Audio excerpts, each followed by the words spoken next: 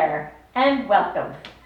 Today we have the most amazing interview, and I wanted to start off by saying thank you. This is Sue Coleman, and she is one of the dearest, sweetest people I've ever gotten to know in my whole life. She is a darling, and I owe her another thanks too. Years ago when we were working together, I had a habit of down talking and hate talking about myself. And Sue Coleman, along with my mother and my brother, were the people that encouraged me, my little brother Brian, were the people that encouraged me to stop doing that. It was poisonous, and I'm so glad she did it. She really did make my life better by being my friend. So here she is, Sue Coleman! And the phone is ringing.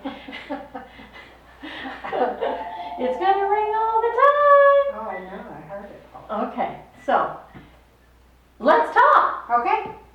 So tell me about teaching. What do you want to share with teachers about teaching?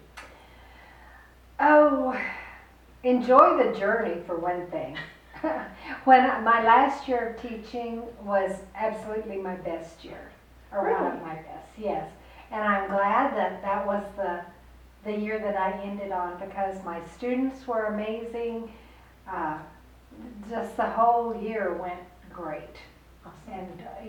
And I'm glad I was able to teach in the time that I was able to teach, because I don't know if I could teach now. Yeah, I've talked about that some. So I sometimes tell the horror stories of my teaching life, and I have made comment that bad things have always happened, you know, as part of the school experience. Sometimes bad things happen, and to teachers. Right. But I think it's more intense now, and people feel more free to be unpleasant or even hateful toward teachers, which I think is a bummer. Yeah. You know, how many times did I come into your office and say, like the first few years that we were there at Goddard together, I came in nearly every day like, okay, that's it, I need to get out of this. Yeah, there were years that were not the best. Groups of students that were not meaner than others, and sometimes, but there were a lot of nice ones in between, and you just kept going. It helps to have a friend in the business that comes in and you can vent. I remember you coming in one time, and I had a student whose mother wrote his paper for him.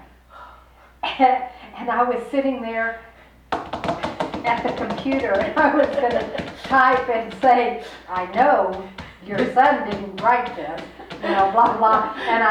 And you said, don't send that. She said, don't send that. And I looked at you and I went, pow! Yep. It was rough. And not always the wisest thing to do, but sometimes, it's like students will get away with whatever you let them get away with. Yeah. And so. And it is a mutual experience, I love that you started by saying that last year you had such good experience with your students and everything. And part of that was largely due to their contribution. Right. Our experience of the job is not just us. Right. It's them too. And that's really important for, I think, especially young teachers to remember.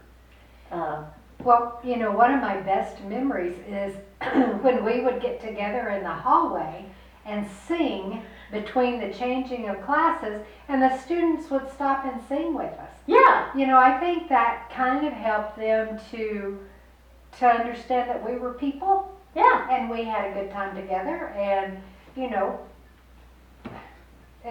they enjoyed it too. Well, and that's the thing. We had given in to our goofiness. I wanted to be in a Disney movie, right? I wanted to be in a musical, and you are musical, and we blended our voices well, and so why not? Yeah. And so we just let it fly. And the surprising thing was, of course, at first kids were like, "You're so weird, you're so weird." And then, okay, they're weird. And then, I'm going to be weird too. Let's all be weird together. Weird. I know I would be walking up and down the aisles of the classroom and somebody'd say something and I'd burst into song that had to do with whatever it was they said. And I just thought that was the weirdest thing. Yes. Yeah. Not necessarily in a bad way, but it was just, Yeah. yeah. And that was the thing. I think we both got to where we were able to enable each other to be our best selves. And by being our best selves, we got to be better teachers. We didn't feel obligated to be different than we actually are. Right. And once you get out of your own way, once you get out of your way of trying to pretend something, pretend competence. Yeah. Pretend knowledge. Pretty soon you're like, wait a minute, I think I am competent. I think I am knowledgeable. And that changes the whole flavor of it. You have the exact same competence and knowledge, but your level of interaction improves immeasurably. Well, and some of the advice you get when you first start teaching, it doesn't necessarily pertain to you. Right. Because I was always told, you need to don't smile the first 2 weeks and blah, blah, blah. Well, I couldn't help it. No. I didn't, that was not me. No. No. And I mean, I was a fairly strict teacher. Yeah. But, oh yeah, but I smiled and, I was kind most of the time. Well, you were kind, but you were also businesslike. Right. Part of what you were looking for, aside from the fun of singing, but part of what you were looking for from your students was excellence. We're here to get excellence. Any way we can get at that, that's how we're going to do it. Right. So you taught English and you taught the yearbook class in photography. Right. So I want you to tell about how you had kids come out and evaluate their photographs, because I just thought that was a remarkable technique. So what did you do? Okay, well, they would come out, they would have an assignment for the week, and they would be in the dark room, and they'd come out and they'd say, well, what do you think? And if it was not very good, I was not going to tell them it was great. Right. Because I didn't feel that would help them any. And so they would come out and they'd say, what do you think? And I would go, well, what do you think? and I would say, well, this is good and this is good and this is good, but, and then when I asked them what they would think, they would go, oh, well, maybe this isn't so good and this wasn't so good. And I said, well, how are you going to do that? How about you try to fix that? Well, I was there when you did that once, and I was so impressed because the kid came out and she'd been working on this picture for a while, and she held it up, said, what do you think? And you said, well, what do you think? And she said, well, I need to maybe do some more burning and dodging in this area and stuff like that. She talked about it. It wasn't a bad picture. No. But it still could be have been improved. improved. Yes. And she says, well, is it good enough? And you said, is it good enough for you? And she went, and went back into the dark room. She went back into the dark room, continued to work, and I thought, that is what teaching should be. Teaching should be an experience where you, as a student, you are becoming more and more aware of what you're doing and how good it is, or how bad. Well, it was always one of my goals to get them to think, not just regurgitate what I wanted to hear or whatever, but actually get them to think. And that's part of it. They can see their own, not flaws, but the good parts too, but but also it's just okay. You know, and I didn't want them to be just okay. I Right. wanted them to be great. And some of them were very great. Right. I mean, and some of them were Just just okay. okay. But that was okay. That was them. I remember that time that I had the same student take my class 3 times and fail 3 classes. And I said, "Why are you taking my class?" "I just like it." I'm going, "Okay." Well, and that experience of you having to say to a student they failed, but them not feeling any kind of antagonism toward you, I think is an indication that they saw you as genuine. Mm. They didn't see your evaluation of their work as personal or vendetta oriented or not fair. Clearly they saw you as fair. And this kid knew he either didn't get it done or didn't get it done well enough. Right. And so he accepted that he didn't pass, but that was okay. He accepted that as well. That's probably, at least partly, his parents are okay with that. Because we all know that there are parents that we meet with and they're like, I don't give a crap whether he knows anything, I just want him to have a good grade. Mm. Yes. And sometimes that was not a possibility.